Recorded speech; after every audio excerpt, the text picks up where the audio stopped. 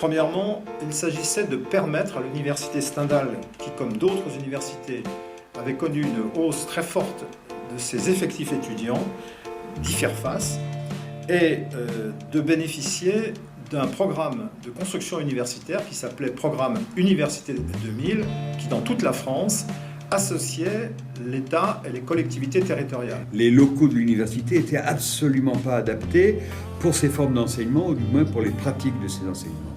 On était obligé de camper dans des salles, de les demander. On avait véritablement un problème de locaux, pas simplement en termes de disponibilité, mais de spécificité de ces locaux. Alors les filières en information-communication, depuis leur origine, à la fin des années 70, étaient fortement professionnalisées.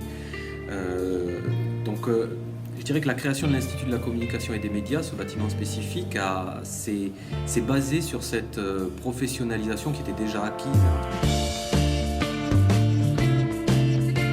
La ville d'Échirolles, qui était donc candidate à ce qu'il y ait une implantation universitaire ici, dans le cadre de ce qui était alors un futur centre-ville.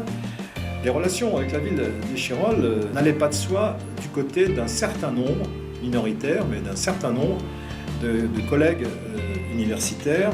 Il s'est passé 4 ans, depuis que l'idée a été formulée jusqu'à l'inauguration, et c'est le résultat d'une coopération étroite entre toute une série d'acteurs. L'ICM s'est construite à partir d'abord d'une volonté politique, même si elle n'était pas forcément affirmée très fortement. Cette volonté politique qui a été portée par des universitaires, mais aussi par des élus. Et le développement de Grenoble a montré qu'il y avait un axe sud en construction, avec l'école d'architecture, avec la maison de la culture qui n'était pas le conservatoire. Et l'idée des politiques, à l'époque, c'était de décentraliser et de créer là un axe qui aurait porté dans le développement même géographique et territorial de l'agglomération grenobloise des établissements universitaires. L'ICM est un bâtiment qui est inséré au niveau de la ville d'Échirolles depuis donc maintenant 20 ans. Donc ça permet, c'est vrai, de tisser des relations privilégiées. Nous avons par exemple des professionnels de la ville d'Échirolles qui viennent donner des cours. Le bâtiment a été pensé dans une certaine ouverture sur la ville et d'ailleurs la tranche 2 de l'ICM a abouti à la construction d'un amphithéâtre, l'amphithéâtre Bernard Montergnol, qui accueille bien souvent des manifestations publiques d'associations, de la ville d'Échirolles, etc. Donc il y a une vraie insertion, on va dire, urbanistique, au sens urbanistique du terme, du bâtiment dans la ville d'Échirolles.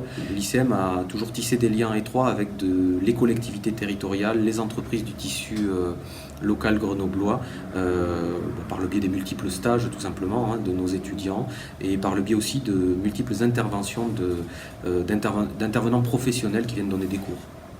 La ville d'Échirolles a été très ouverte, très accueillante. Moi je dirais qu'elle a eu l'intelligence du moment. Cette intelligence du moment qui était de ne pas laisser Échirolles comme une commune ouvrière, mais de l'ouvrir aux problèmes artistiques, la rampe, à l'accueil d'un établissement universitaire, à ce qu'elle fait sur le design, et je crois que ça a été là quelque chose d'important.